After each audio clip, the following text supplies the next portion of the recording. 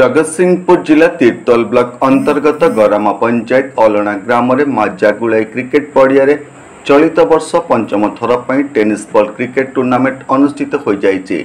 ए tournament रे मुख्य अतिथि भाव सुशांत कुमार शतपथी जोगदे ट्रॉफी उन्मोचन करने सह टूर्नामेंट को आनुष्ठानिक भाव उद्घाटन करते।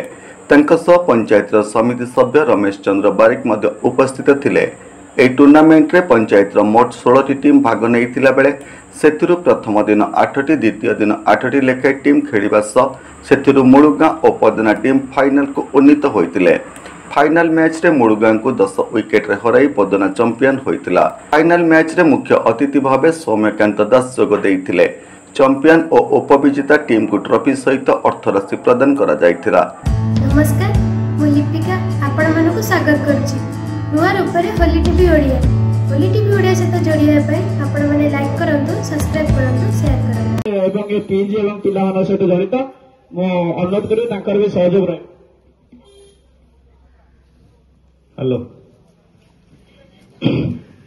माँ उत्तरेश्वरी सिद्धेश्वरी मंदिर प्रांगण एवं वैद्यनाथ सोमनाथ महादेव मंदिर अच्छी अलणा ग्रामवासी एठी जो पिला माने खेल आरंभ करचंती वर्ष को प्राय 4-5 थर खेल करती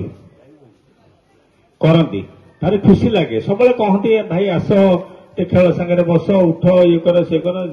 ए टूर्नामेंट रे अंपायर भावे नारायण पलाई, सूर्यकांत पात्र, विश्वजित कुंवर उपस्थित थिले। टूर्नामेंट रे भाष्यकार भावे सुजित परिडा, आशुतोष राउत उपस्थित थिले। स्कोरर भावे निशांत कुंवर, स्मृति रंजन बेहरा उपस्थित थिले। एति सहित टीम मैनेजर भावे प्रीति रंजन नायक, विश्वजित कुंवर, विश्वजित बेहरा उपस्थित थिले। ए टूर्नामेंट रे माजागुलाई क्रिकेट क्लब रो समस्त सदस्य उपस्थित रही साहाय्य सहयोग करथिले। तीर्तोल सत्यप्रकाश महांती रिपोर्ट, होली टीवी ओडिया।